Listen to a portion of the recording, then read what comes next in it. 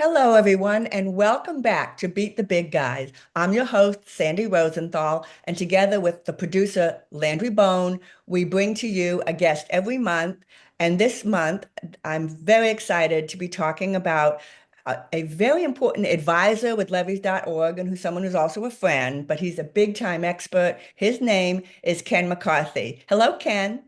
Hey, Sandy. Welcome back to the show. I think this is your second time on my show. Yep, Okay, and I hope to have you on again. But there may be a few of our guests out there that aren't familiar with who you are, so I'm just going to take just a minute and bring them up to speed. great. Thank you. Okay. So Ken McCarthy was one of the early pioneers of the movement to commercialize the internet. Time magazine credits him with being the first person to articulate the importance of the click-through rate as a key metric for making the internet commercially viable. He played an important role in the development of the banner ad and many common features of the internet publishing landscape. His latest book, which we'll be talking about today, How the Web Won, focuses on the web's critical formula. Starting again, Landry. His latest book, How the Web Won, focuses on the web's critical formative years, 1993 to 1995, in a comprehensive way that no other author has yet attempted, and reveals many previously untold details behind the dramatic emergence of the World Wide Web and how it came along just in time to thwart what Ken says is the last step of Bill Gates' plan for permanent domination of all the world's personal computers. So, wow, this is a big topic. We have a lot to talk about, and I'm just going to start just by well, first, I want to talk a little bit about how much fun I had reading your book, How the Web Won, because the first couple of chapters about the book talk a lot about San Francisco and the time you spent there. Yep. Well, I have been living part-time in San Francisco for the past 10 years, and it was a lot of fun um, talking about places that I can walk to during the day and have spent a lot of Great. time seeing and being during the day, including the Green Apple. Right, the Green Apple Bookstore, the great Green Apple Bookstore. We thought we discovered it until, and come to find out it's famous. We didn't really realize it. And here it is right in our neighborhood. It's a short distance from where I'm now living with my daughter and her family. So that was a lot of fun. If any of you have spent time in San Francisco or live there, you're going to enjoy that in the first part of the book. But that's just one thing about the book. It's extremely informative and eye-opening, and also Ken McCarthy is funny. I mean, he's Oh, okay. a lot of the book is funny. I mean, laugh out loud funny. So anyway, with that, Ken, I'm going to turn the proverbial mic over to you. Great. Well, thank you for giving attention to this book. As you know, I've written a lot of books, and I thought I had to justify myself. So I thought I better tell people who I am after having written all these other books on all these different topics. And in this book, I do focus on the years 1993 to 1995. And just to give people, set the stage. At the beginning of 1993, no one had heard of the World Wide Web. Now, maybe a few computer people, but it was nothing. It didn't exist. It wasn't on the radar of anybody. By the middle of 2025, which wasn't that much longer, far away from 1993, it was a global sensation, and it's obviously had legs. Here it is 30 years later, and everything we do, well, we're on the web right now. People don't realize that, don't think of it that way, but everything that you do, the Amazon, Facebook, Instagram, Zoom, crypto, AI, it's all being presented to you via the World Wide Web. And this thing was not on anybody's radar in 1993. So it's very unusual in history to see something go from zero to, basically world domination in 2.5 years. So that's what the book's about. What happened, and largely what happened was the Bay Area, including Silicon Valley.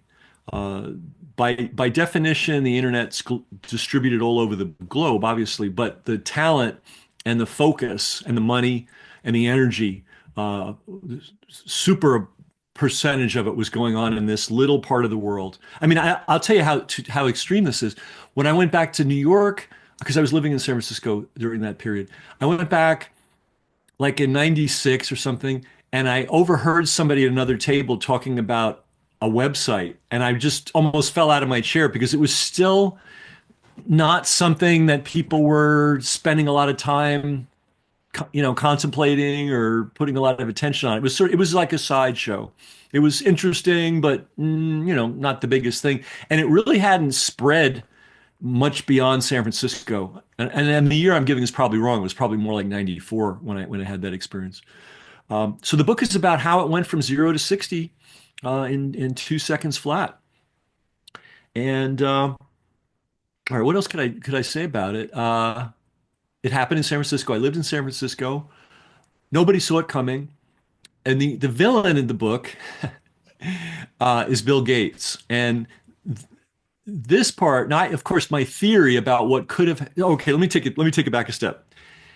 The World Wide Web was not inevitable, right? And now that we see it and we're using it, it's so obvious. And of course, we would have done this. Not so true. In 1993, the big providers of online experiences were CompuServe, Prodigy, Genie. AOL was a fast up and comer, and they were fairly primitive, and people were enjoying them, but not that many people were actually using them. And on the horizon was Microsoft Network, which was, of course, owned by Microsoft and Bill Gates. And at that time, and people, you had to live through this to know it. At that time, Bill Gates basically controlled the desktop of everybody's personal computer. Okay, I mean, his face didn't literally come up there, and he didn't sneer at us, but the operating system was his, the main programs were his, and it is a truth. And you can ask people from that era, if you created something good that was competitive to his vision of the desktop, one of two things would happen. They would knock on your door and they'd offer to buy it, usually at a reduced price. If you sold, you were a happy guy. And many people became multimillionaires that way. The other thing he'd do if you said no is they would create a quick knockoff of whatever it was you were doing. They would load it onto their operating system so that everybody could have it for free, and they would drive you out of business. That was the Bill Gates model, and it was very, very successful. And the reason Silicon Valley got so excited about the web is that it looked like it was going to be a way to break this ironclad monopoly that he had. And that part of it is not a theory or an opinion on my part. That was the actual reality of the personal computer industry. Um, so the guys that made the web useful, because the web originally started as a very obscure, very hard to use thing that only computer jockeys could use, were two kids, basically, kids to us. One was 22, one was 26, and they put a point and click interface. Now that may seem like, well, obviously, right? Everybody does that. Well, no, everybody didn't do that. And they were the first people to think to put that over the World Wide Web. And then the next exciting thing that happened is one of them came west, moved to Silicon Valley, met a very high-powered entrepreneur, the guy who started Silicon Graphics, who's behind all the Toy Story movies, the later Star Wars movies, any really That Richard wild Boyce. special. That's James Clark, Jim Clark. Okay. Jim Clark. He founded Silicon Graphics, and that was the machine that allowed people like George Lucas and all these other brilliant animators to do what they did. See, without the box and the computing power, you could have all the ideas in the world, but it was the Silicon Graphics machine. And so Jim Clark founded this machine, founded this company, built this machine, and fascinating guy, raised in Texas, ran away from home when he was 16, didn't get a high school diploma, joined the Navy at 17. Like so many people, he learned electronics in the Navy. Next thing you know, he's in a PhD program for computer science, and in short order, he's a professor at Stanford. So, very fascinating guy. After a few years at Stanford, he started Silicon Graphics. It was in its time, it was one of the coolest kids on the block. It doesn't exist anymore, unfortunately. Um, but like so many founders in Silicon Valley, he got diluted out of his own company and found himself really frustrated on the street, wondering what to do next. At the very same time he was leaving Silicon Graphics, young Mark Andreessen, who developed the browser, was leaving Illinois, same month. They could have easily, I tell you, if the timing was just slightly different, we would be in a totally different world. But it all converged. They liked each other. They batted around some ideas, and Clark decided to start a business called Netscape, to put the browser that everybody could have, a server that everybody could have websites. A very innovative man named John Doerr, who's a very famous venture capitalist, threw some money at it, and they started putting the World Wide Web on the map. Would this be a good Uh, time for me to ask a question, Ken, oh or yeah, sure, because yeah, you sure? Okay. absolutely, yeah, So this this conversation is relevant to everyone on Earth because everyone on Earth, pretty much, even 3-year-olds, 2-year-olds, are using the internet. Okay, and yep. off and more comfortable with it than a lot of us older people. So this is an incredibly relevant conversation. And this something else is interesting here is people understand what a monopoly is. Hmm.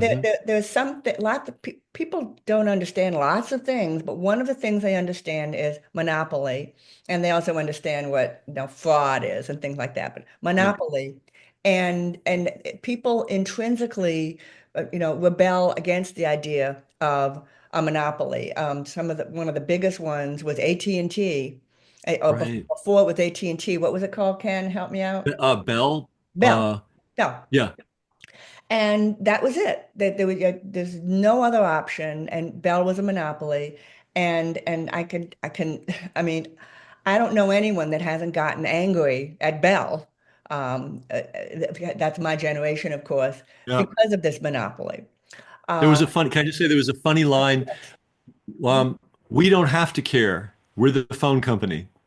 And that's what life was like, right? If there was a problem, it was your problem. The bills were through the moon. If you were on the phone to somebody across the country, could be a $50 bill, $100 bill. It was terrible.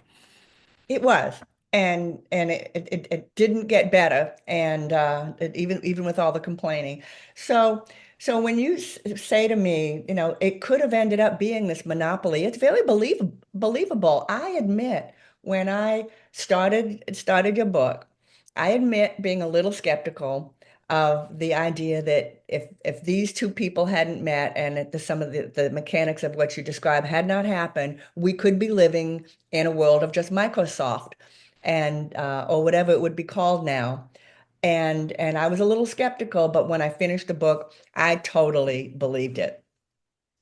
And what you did, what Ken does, and Ken knows what he did. I can tell you, listeners, he really has the detail there. I mean, every word is backed up with. Hmm. You must have an attic full of data and file cabinet because everything is backed up with if I wanted to question something, all I had to do was go look, and there it is, with either a photograph or the information on how to get it. So really, really interesting story. But anyway, I just one more quick question. Sure. So a few people were bought out, you said, and are millionaires now. Can you name a Sure. couple of them? Oh my goodness. I would have to search my memory banks, but it Okay. was so common. You'd create a cool thing and you'd be selling it directly to the public, and it would start to, take away from your Microsoft time, right? Mhm, And Microsoft lived in deadly fear of people finding alternatives to the Microsoft universe, mhm. which was based on their Microsoft operating system. They wanted you to just use Microsoft products only. And so they wanted to monopolize your screen time. Um, so yeah, so that was the common thing, and it was so controlled They were the biggest buyers of advertising by far.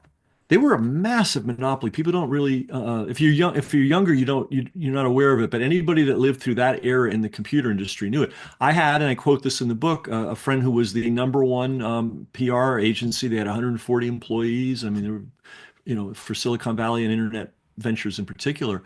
And he said, "Yeah, Ken, it's a very simple business. It used to be a very simple business. I would help people with their ideas and generate critical mass and generate a high profile so that Microsoft would either buy them or destroy them."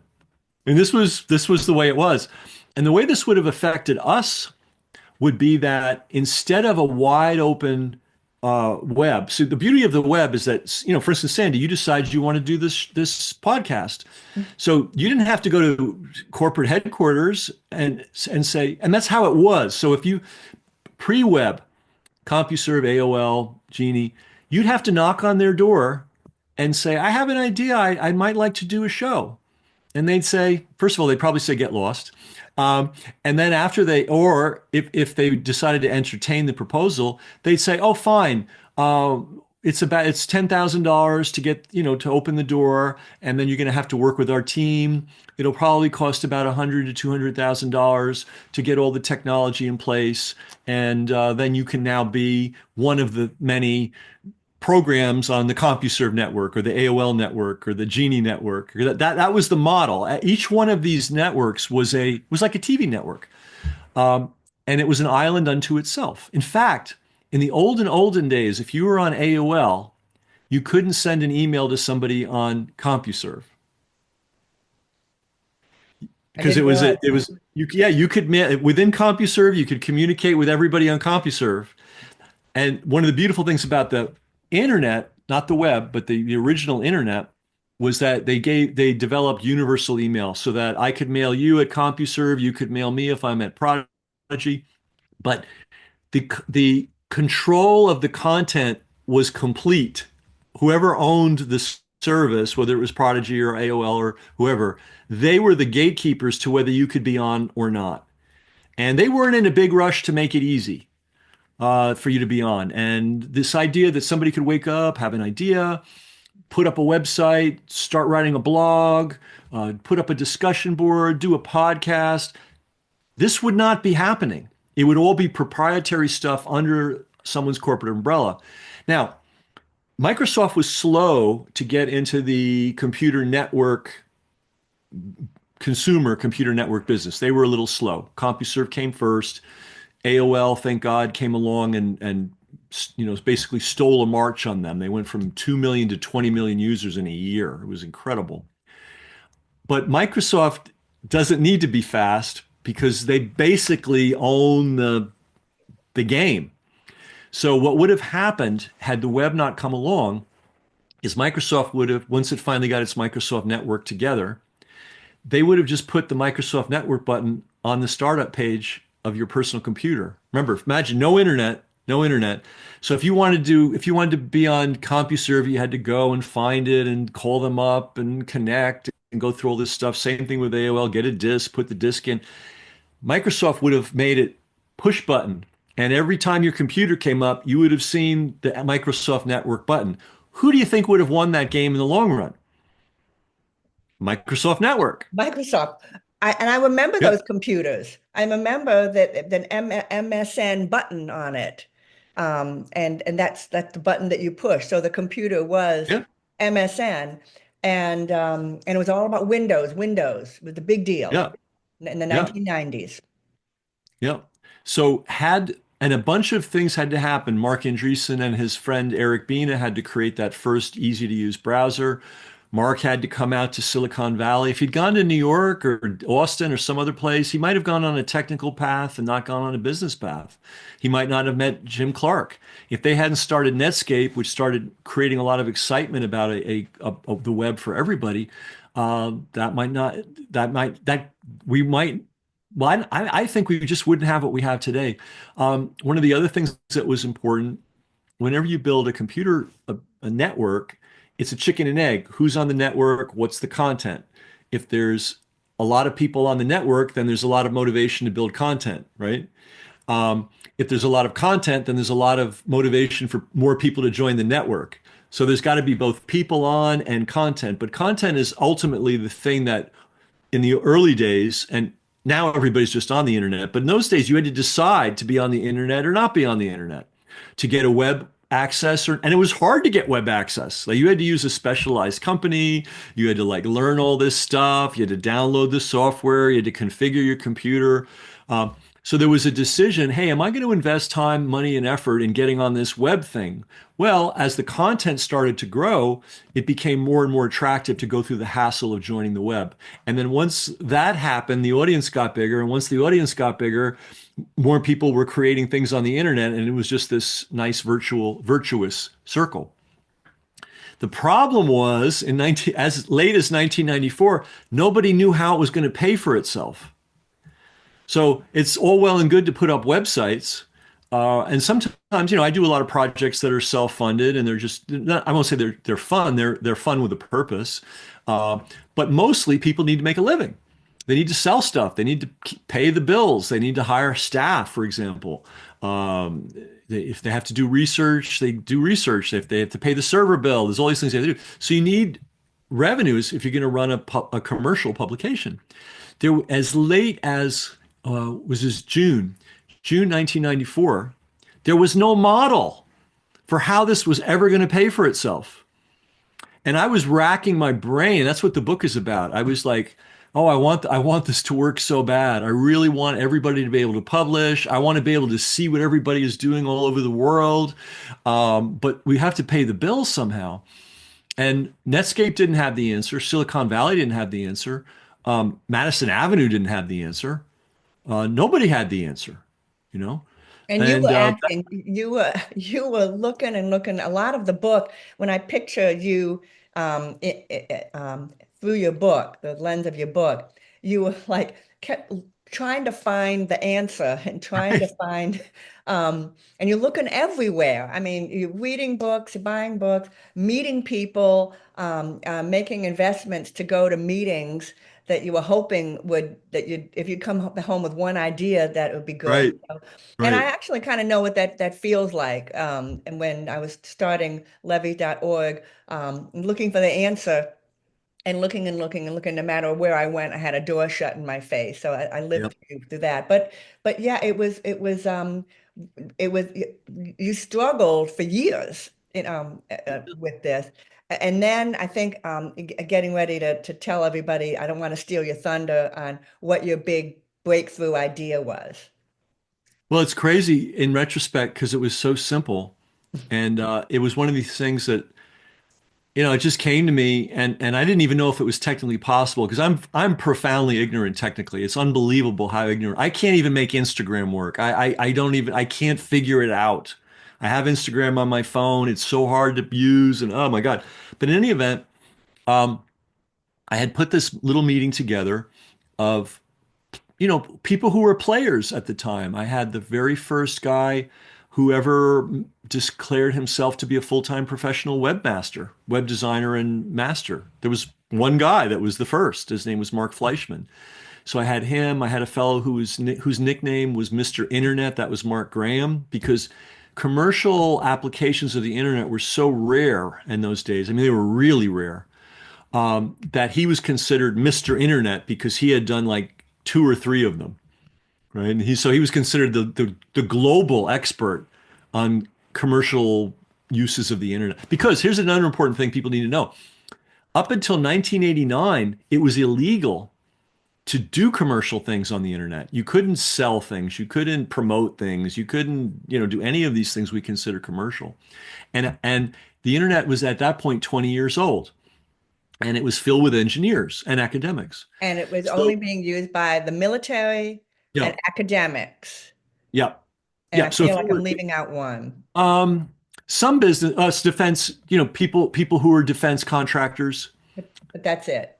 Yeah, That's yeah, that probably was in the it. military category. Yeah. Mhm. So for 20 years, that's basically how it worked. It was used as a way primarily to send email back and forth, to send files back and forth. That's people thought it was handy, and indeed, it was very handy. So in 1989, and this was very insightful. I forget which administration did that, but they just declared, hey, this thing is now open to the public. If you want to, if you have a commercial idea, have at it. So nothing happened. Hmm. 1990, nothing happened. 1991, nothing happened. 1992, I mean, and on and on and on. And but then we had the big explosion in 1995. So what was it that happened? And one of the things that happened was I had the idea that clicks were valuable, that you could sell them, and it's not, people may hate me for it, but nobody's come up with a better model yet. It's basically how the internet runs. Google, if you take Google's ability to sell clicks away, Google is gone tomorrow. Facebook is gone tomorrow. Amazon would still be hanging in there, but they make billions a year selling clicks because they sell advertising. There was no model for making money on the internet other than directly selling stuff. And the model that I came up with is put an ad, people can click on it, and they will take them somewhere else, and you can charge people, you can charge advertisers for putting that little box on your page. They could be counted. And that was the key thing, they could be counted. Right. So you could, But, and whoa. so yeah, because I come from a direct response background, so I was doing, as I mentioned in the book, I was using direct mail, and I was, talking with people that were doing direct response TV. So I really understood the idea of measurable marketing. We're going to And it was spend, insanely, excuse me, insanely expensive. oh yeah, Those catalogs were, and even at the time we knew they were expensive. We had no other options. yeah, that's a whole nother dimension. I say in the book that young people will read this book because I do try to describe the pre-internet media environment. It's like us reading about people churning their own butter. It seems like, what? You mean you had to do that? I mean, when I got my first flyer published for my little speed reading business when I was younger in New York, I had to like get on a subway and go like from 77th Street to 120th Street and go to a place and rent a computer by the hour and print it out, and it was ridiculous.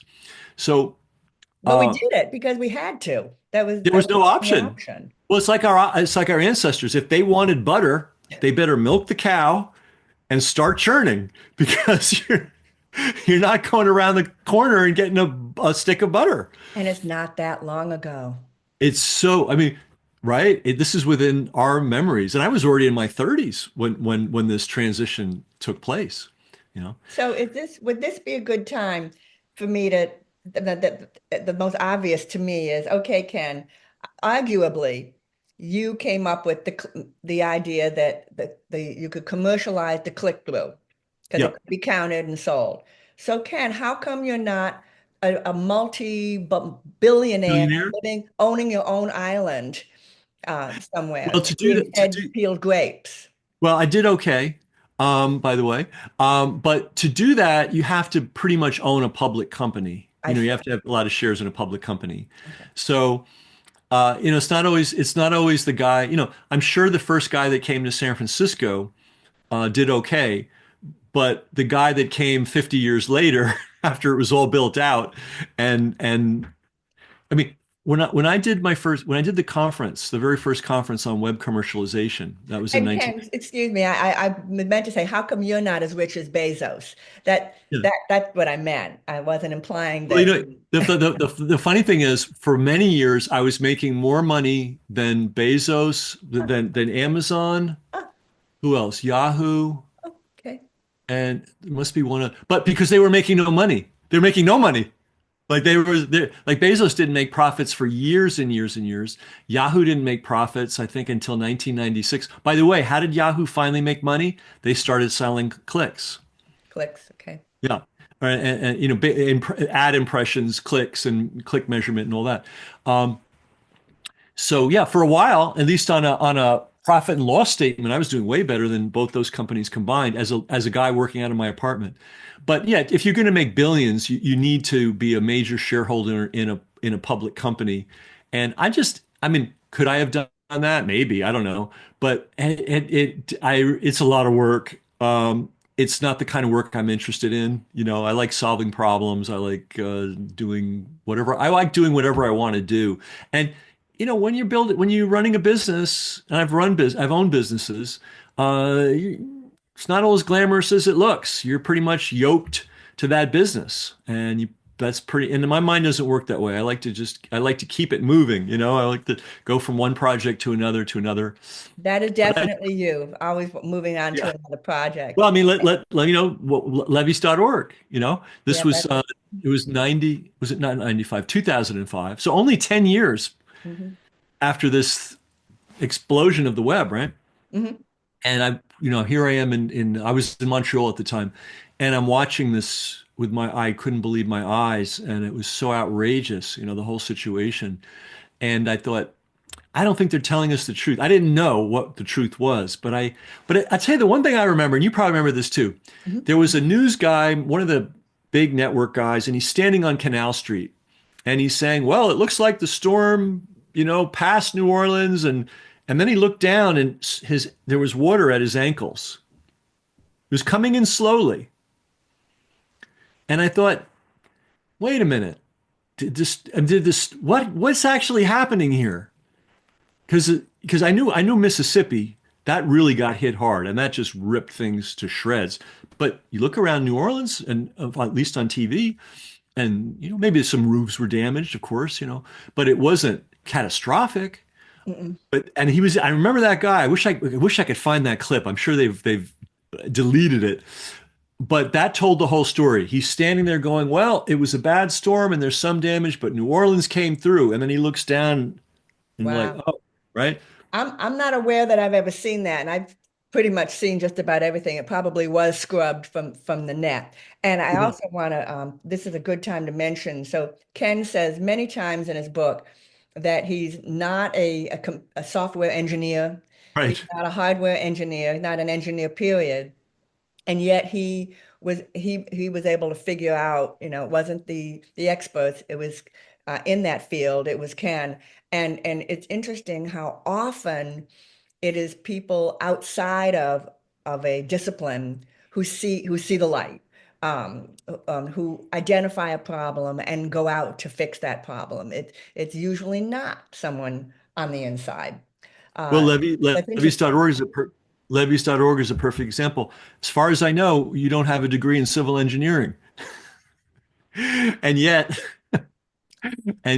one of the most important civil engineering things, in my opinion, that's been done, uh, was somebody standing up and saying, "We've got a problem with our civil engineering in New Orleans," and of course, you're working on it now nationally. It's a very important initiative, Mhm. and it's unlikely to be the people within the industry who are going to make the noise because they're busy making a living, and they're kind of indoctrinated.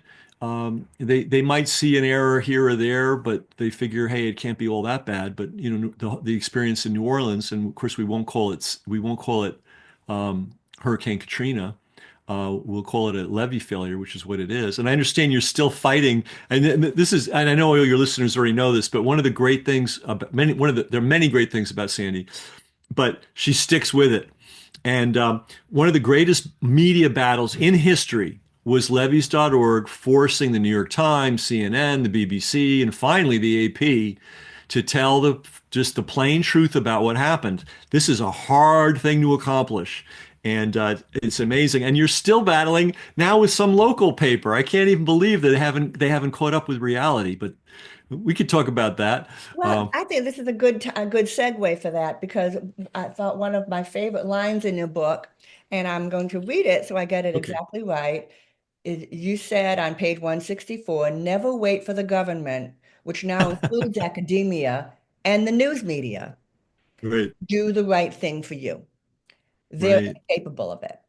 The sooner you realize this, the less time you'll waste and the less frustration you'll experience. Well, I Oh, couldn't I'm glad agree I wrote more. that. I forgot I wrote that. I'm glad I wrote that. It's good advice. I think we have this sense, oh, they're going to take care of us, and everyone's on the job, and sometimes they are, but sometimes they're not.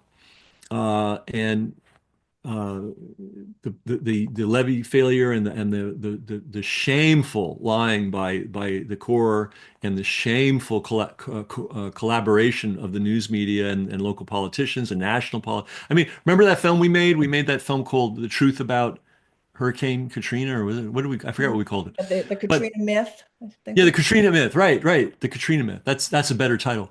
Um, we started out with all these newscasters basically as if they were reading off a script. Oh, act of God, act of nature. Oh, we just have to live with it. Uh, no, it wasn't an act. It was not an act of nature. It was an act of, people not doing their jobs correctly. Um, And one of the things I learned from this that yes, the media and academia did try to cover up the core. They sided with the core yep, with the false narrative.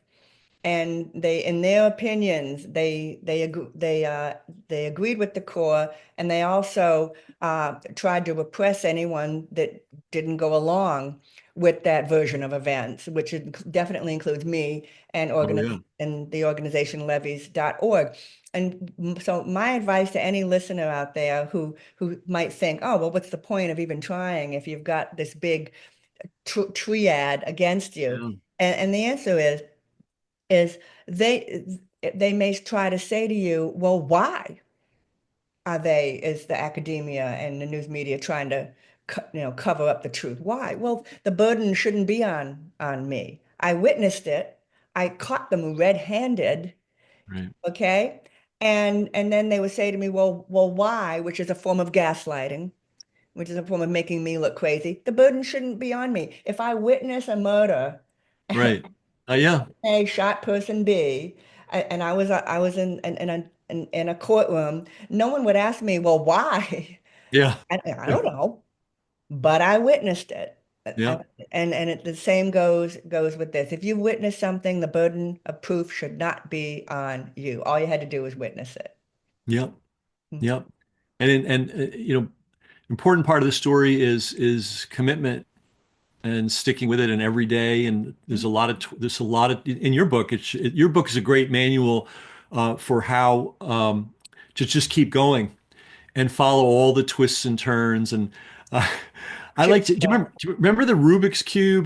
That was so popular, that cube with the different colors. Now I never could make it work, but some people could. But basically, you had to move the colors around so that everything. I don't know, whatever.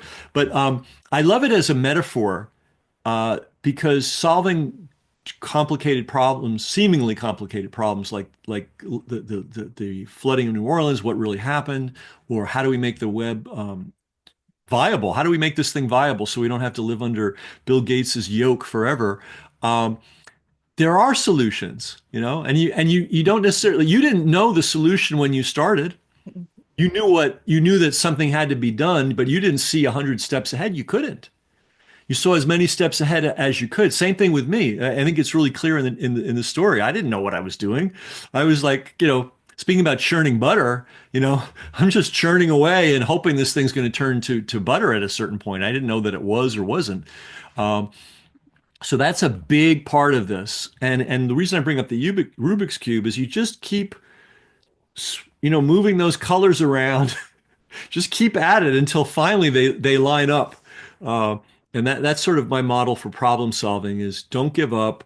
Keep looking at it from lots of different angles. Something that you do really well, by the way, is talk to lots of people, reaching out to lots of people and enrolling people to help. Um, Nothing can be done alone. Nothing can yeah, be done alone. And in response, if I could just add on one sure. thing to what you were saying is you don't have to know the answers. You just have to ask the questions. Yep. So don't worry that you don't know the answers to everything. Don't worry about that. It'll come. But do ask questions and keep asking. All you have to do is ask the right questions. If that question didn't work, we'll ask another one. But relax. You'll Yeah. find Yeah. you knew you were going to find that butter. That butter was going to get Yeah. made. I knew the truth was out there. I just had to look long and hard, and it took a while. And then when I found the Well, truth, then I had to get the truth out there, which are two separate things. But it got done. And it did. and now the rest is history, and we have plaques all over the city. We have a that home that Flooded building house. that re records what the whole, not the whole city, but huge parts of the city looked like that. So for people that ever visit New Orleans, if you wonder what it was like, just go there and imagine block after block after block of that. And then the other thing too is reaching out to people, which again you do really really well. And the other thing that we haven't said is, many doors will be slammed in your face. So it's not that everyone you reach out to will be helpful, but if you keep at it, uh, try not to get discouraged. Every day's a new day. Uh, every now and then, you'll get a miracle, and the right person, you'll reach out to the right person, or the right person will show up. But you have to be in the game for real. And Sandy, you were always in the game for real. You know, and and again, I want to make this so clear to people.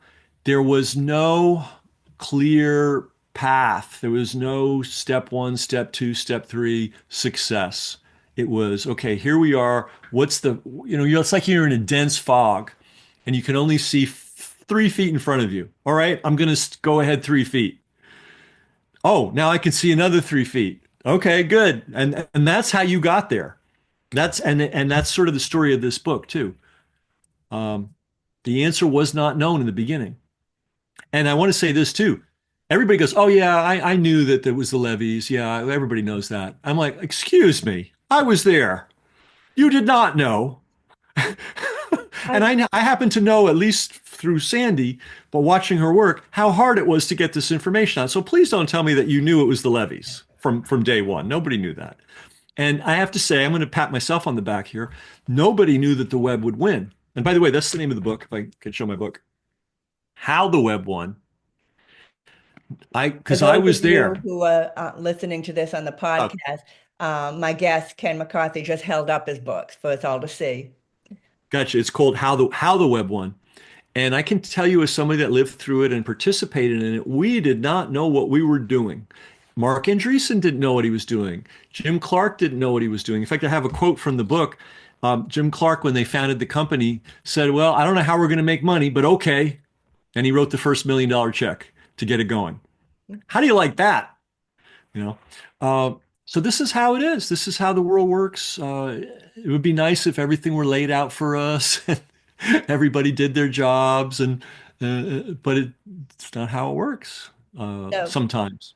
so we're about run out of time, but is there any last words you'd like to give our guests who are beating their own big guys in some form of fashion?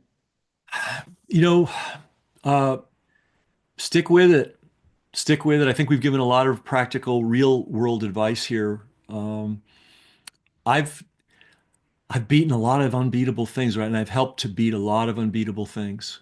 And I know it can be done, but it might take more work than you've ever done in your life times 10. So be prepared. What is it? Thomas Edison said, opportunity shows up dressed in overalls with a toolkit. In other words, yeah, you have an opportunity. Be prepared to work really hard. So but it's doable. You can get there.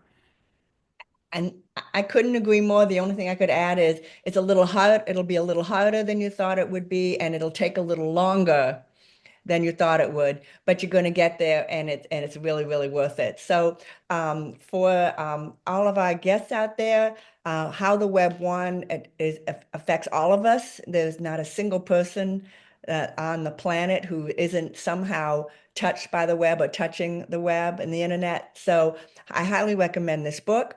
And so thank you, Ken, for joining me today. Well, great. Thanks for having me on. This was a lot of fun. Yeah, and thank you, the listeners, for joining us. Please likes. I hope, Landry, I'm starting over.